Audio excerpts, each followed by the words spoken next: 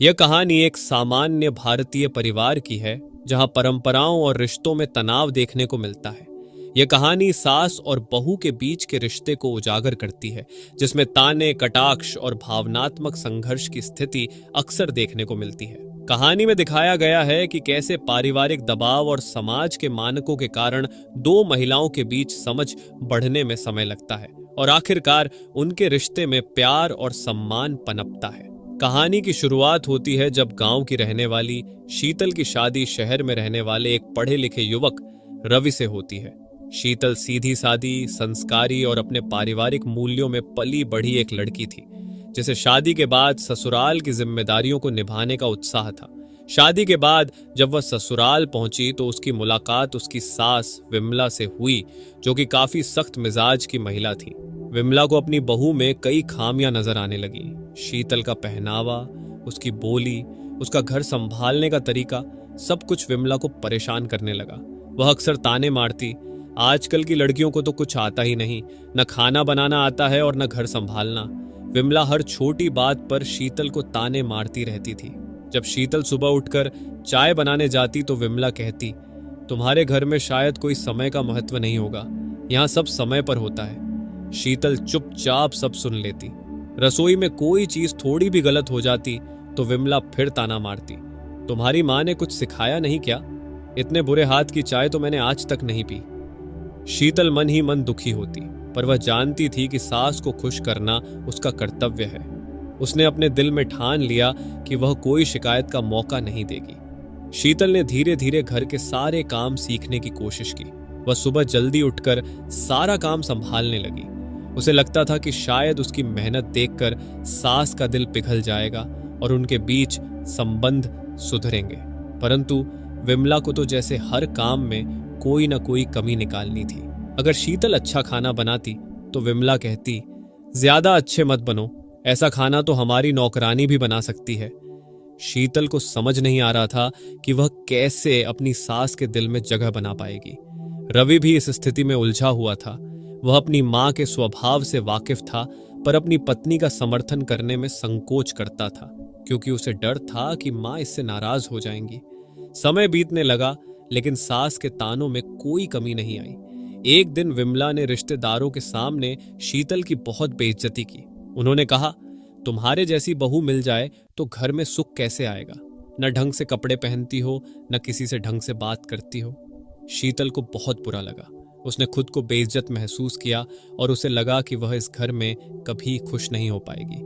उसकी सास की बातें उसके आत्मसम्मान को चोट पहुंचा रही थीं, लेकिन फिर भी वह कुछ नहीं कह पाती थी। शीतल अब अंदर ही अंदर घुटने लगी थी। वह सोचती थी कि क्या वह हमेशा अपनी सास के लिए अजनबी ही रहेगी? क्या उसके अच्छे कामों को कभी सराहना नहीं मिलेगी? विमला को कभी यह समझ नहीं आया कि उसके ताने शीतल पर क्या असर डाल रहे थे। उसने कभी यह महसूस नहीं किया कि शीतल अपने घर को भी उतनी ही जिम्मेदारी से निभाना चाहती है जितनी वह करती थी। विमला के लिए शीतल सिर्फ एक बहू थी, जिसे काम करना था और जो कभी उसके बराबर नहीं आ सकती थी। रवि के लिए यह स्थिति कठिन हो गई थी। एक तरफ उसकी पत्नी थी जो लगातार उसकी मां के तानों से दुखी हो रही थी, और दूसरी तरफ उसकी मां थी जो यह मानने को तैयार नहीं थी कि उसकी बहू कोई भी काम सही कर सकती है। रवि ने कई बार मां को समझाने की कोशिश की, लेकिन हर बार उसकी मां कहती, तू अपनी पत्नी के लिए मुझसे लड़ रहा है, तू भी उसके जैसा ही बन गया है। रवि चाहता था कि घर का माहौल शांतिपूर्ण हो, लेकिन उसे यह समझ नहीं आ रहा था कि वह इस समस्या को कैसे सुलझाए। एक दिन शीतल की तबीयत बहुत खराब हो गई। वह लगातार काम के तनाव और मानसिक दबाव के कारण कमजोर हो गई थी। डॉक्टर ने कहा कि उसे कुछ दिन आराम की जरूरत है। इस दौरान विमला ने देखा कि घर के कामों में कितनी दिक्कतें आ रही हैं। उसे यह समझ में आया कि शीतल कितनी मेहनत करती थी, लेकिन उसने कभी यह नहीं माना। धीरे धीरे जब उसने देखा कि शीतल सचमुच बीमारी से जूझ रही है, तो उसे अपनी गलती का एहसास हुआ। विमला को अब यह एहसास हो चुका था कि उसने अपनी बहू के साथ ठीक व्यवहार नहीं किया था। उसने शीतल के सामने माफी मांगी और कहा, मैंने तुझ पर बहुत अन्याय किया है, मैंने तुझे कभी समझने की कोशिश नहीं की। अब मुझे समझ में आया है कि तू कितनी मेहनत करती है और मैंने तुझे कितनी चोट पहुंचाई है। शीतल ने विमला की माफी को स्वीकार कर लिया और कहा, आप मेरी माँ जैसी हैं। मैं हमेशा चाहती थी कि आप मुझसे प्यार करें, लेकिन मैंने कभी इसका हक नहीं मांगा। धीरे धीरे सास और बहू के रिश्ते में बदलाव आया। विमला ने शीतल को अपने दिल से अपनाया और शीतल ने भी अपनी सास को सम्मान देना शुरू कर दिया। अब उनके बीच तानों की जगह प्यार और समझदारी ने ले ली थी। विमला अब शीतल की तारीफ करने लगी। वह हर काम में उसकी मदद करती और उसे नई चीजें सिखाती।